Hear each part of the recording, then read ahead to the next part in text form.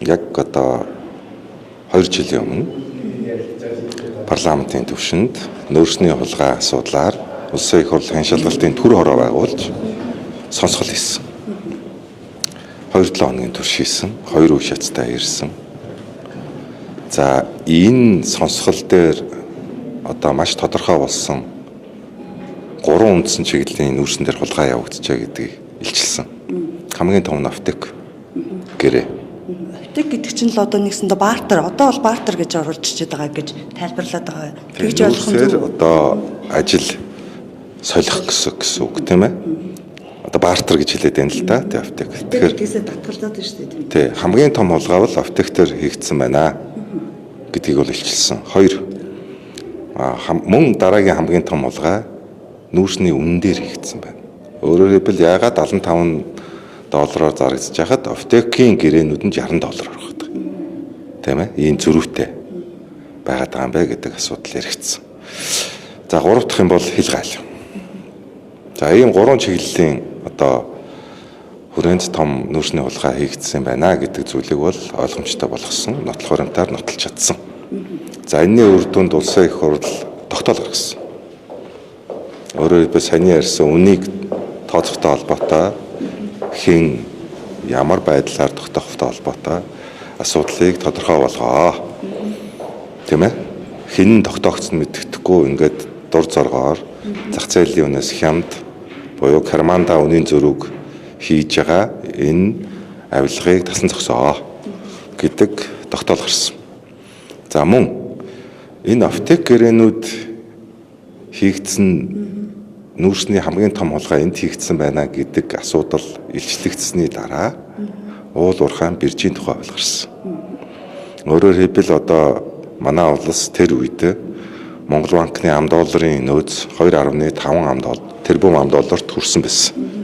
Өөрөөр хэлбэл одоо манайх бол одоо доллар байхгүй дампуурлынхаа өв шат руу орсон. Яагаад Монгол банкны валютын нөөц ингээд Монгол банкнд доллар орж ирэхгүй байна гэж үзсэн чинь нүүрсний гэрээнүүд дандаа аптекээр хийгдсэн. Тэр аптекээр хийгдсэн гэрээнүүдийн мөнгө нь яг уу Монгол руу орж ирэхгүй бараагаар бараа авчраас шууд гадагшаа гараад байдаг. Монголд болохоор манад улсаас болохоор нүүрс гараад байдаг. Эргэж Монгол банкнд доллар орж ирэхгүй.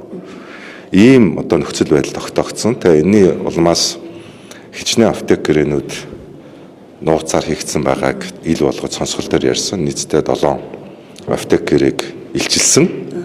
За ингээд энийг ер нь хязгаарлая гэж улсын их хурлын тогтоол гарсан. Саяны уул уурхайн биржийн тухай хууль бол нүүрсний хулгай 2 дугаар ангийг хийя гэдэг ийм хууль орж ирсэн. Сая оруулж ирсэн. Нэмэлт өөрчлөлт гэсэн үг юм. Тэгэхээр би өөрөө яг энэ байр сууриа бүлэг дээрээ илэрхийлсэн гэсэн үг. Тэгэхээр энэ та дэмжихгүй л гэсэн үг юм байна тийм үү? Одоо тэгээд бид нар ер нь нүүрсний хулгай гэд баахан улсын хурлын гишүүдийн нэр дуудаад за тагаас сонсгол зохион байгуулж нэгэд улсаараа л нэг юм болсон шүү дээ. Тэгээд ер нь үр дүн гэд энэ 3 асуудлыг илчилчээд хахад одоо тэгээд үүний араас нь явах нь бүгэл ахаад бүр 2 дугаар хулгай 2 дугаар ангийг оруулж ирлээ гэж байгаа нь яг ямар учиртай юм бэ одоо? Би тэгээ хэлсэн шүү дээ. Энэ засгийн газар нүүрсний хулгайтай тэмцэх улс төрийн зориг легитим байдал байна уу? Энэ нэвтрүүлгийг нь одоо тэр аптек гэрээг хамгийн том нүүрсний хулгай аптек гэрээг хийсэн Амундра гэж хүн засгийн газрын PR хийгээд суугаад байна гэдэг чи юу гэсэн үг юм бэ? Мөн үү? Би Амундрагийн дуутахад ирээгүй хүн нүүрсний гэрээг сурталчлаад засгийн газрын PR хийгээд суугаад байна шүү дээ.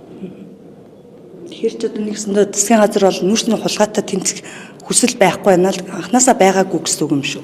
Тийм учраас би тэр хүн чинь 15 давхартай офис суудаг гэвдтэй. Би тийм учраас 15 давхраас орж ирсэн хуулийн төсөл байна гэж харж байгаа. За таас төрийн одоо нөгөө бүтээмжийн менежер, хяналтын менежер ер нь энэ засгийн газрыг та нөгөө бат тулгын засгийн газар болсон байна ч гэлөө тийм утгатай үгэлсэн.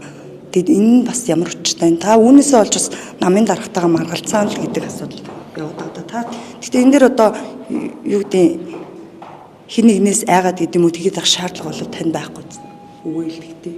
Нэрийн одоо тухайлбал дуртахаас хэн та мэдгүй би тийм хүнээс айдаг царайтай.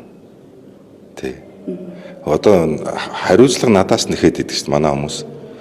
Хөгжлийн банкны сонсгол хийлээ, нүүрсний сонсгол хийсэн. Энэ хулгаануудын илчилсэн үнээс хариуцлага нэхэд идэг. Хэн нэхэд вэ? Дандаа замхруулах орлого байдаг тийм үү? Хариуцлага нь яг хууль зүйн хариуцлага хэн тооцдог юм? Хуулийн байгууллага шүүх тийм үү? Тий. Би өөрөө шүүгч байж туслахгүй те.